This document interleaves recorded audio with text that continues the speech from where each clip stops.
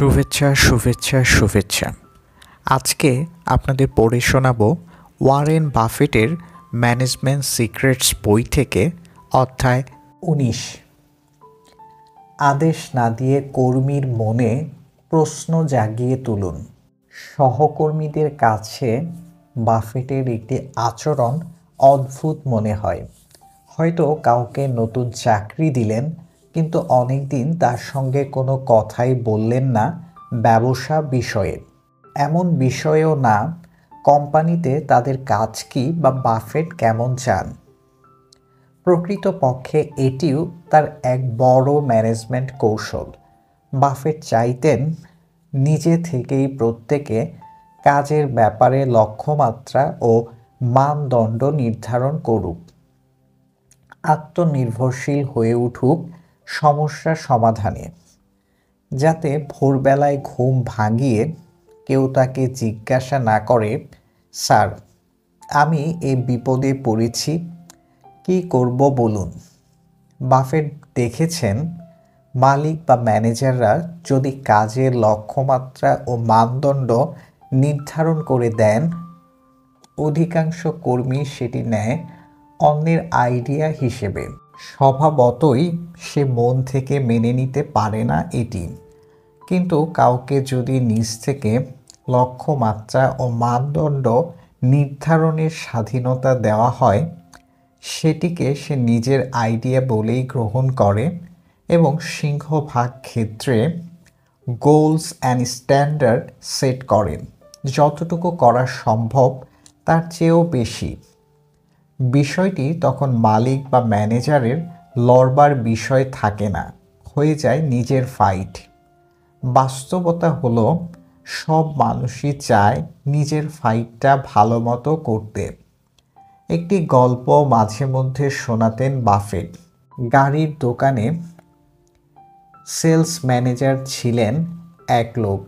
তাদের গাড়ির দাম ছিল প্রতিযোগিতামূলক, শোরুমও ছিল সহজে চোখে পড়ার মতো জায়গায়। বিজ্ঞাপনও কম দিতেন না তারা।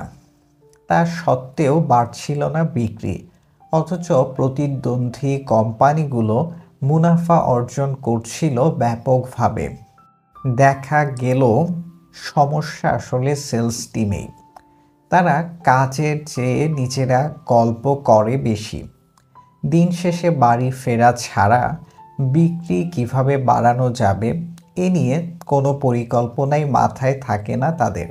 সেলস ম্যানেজারের কথাও ভালোভাবে শোনে না। প্রশিক্ষক এনে তাদের মোটিভেশনাল ট্রেনিং দেয়া হলো, রোগ সারল না। উপায় না দেখে শেষ প্রয়াস নিলেন সেলস ম্যানেজার। টিমের সবাইকে ডেকে বললেন, ম্যানেজার হিসেবে তার কাছ থেকে কেমনটা আশা করে তারা। প্রত্যেকেই জানালো তাদের দাবি দাওয়া। এর মধ্যে যৌক্তিকগুলো পূরণ করা হবে বলে প্রতিশ্রুতি দিলেন ম্যানেজার। এরপর জিজ্ঞেস করলেন, তাদের সেলস টিমের কাছে ম্যানেজারের প্রত্যাশা কী থাকা উচিত। একজন বললেন, সততা, আরেকজন পরিশ্রম, কেউ কেউ ঐক্যবদ্ধতা, আশাবাদী থাকা প্রভৃতি কথা বলতে থাকলো। এবার ম্যানেজার ভদ্রলোক বললেন, তিনি তাদের আশা পূরণ করবেন। তাদেরও উচিত হবে তার আশা পূরণ করা।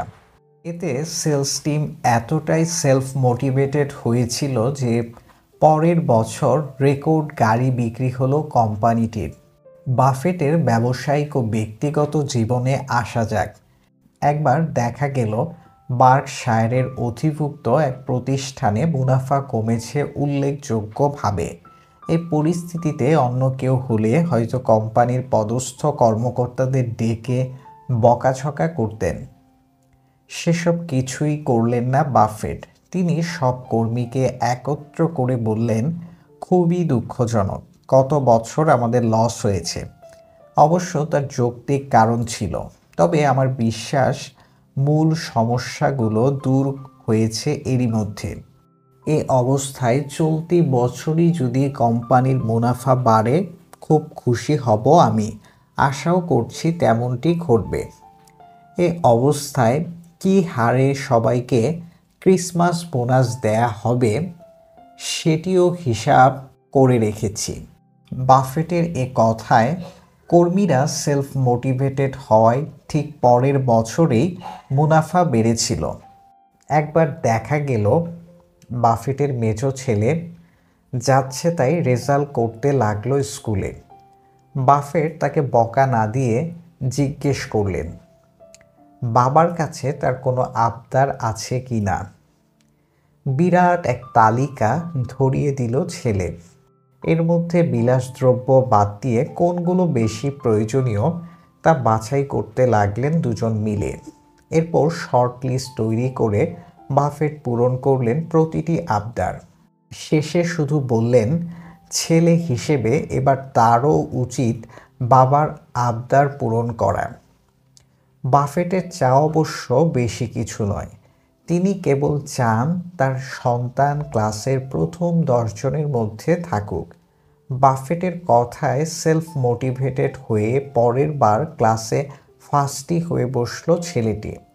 বাফেট বলতেন সরাসরি আদেশ সামরিক বাহিনীতে কাজে আসতে পারে, তবে বেসামরিক জীবনে বিশেষত কর্মক্ষেত্রে তিক্ততাই সৃষ্টি করে এটি।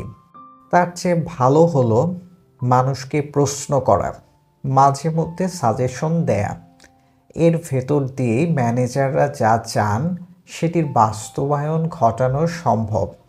একবার বার্কশায়ারেরই একটি প্রতিষ্ঠানে যোগ দিলেন এক ভদ্রলোক।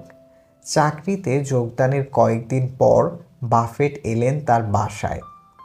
কুশল বিনিময়ের পরই জিজ্ঞেস করলেন কেমন দেখলে, পরিস্থিতি কি, শ্রমিক মেশিনপত্র সব ঠিক আছে? এ দিকটায় অবশ্য খুব বেশি আশা হয় না আমার। এত সব মেশিনপত্রও ভালো বুঝি না, ফলে আমার পরামর্শ তোমার খুব একটা কাজে আসবে বলে মনে হয় না। যা করার করতে হবে তোমাকেই। এ ভদ্রলোক পরে বার্কশায়ারের অন্যতম সফল ম্যানেজারে পরিণত হয়েছিল। অথচ কি হতো বাফেট যদি তাকে সরাসরি বলতেন এভাবে কোম্পানি চালাতে হবে কিংবা ওইটি কোনো মতেই করা যাবে না।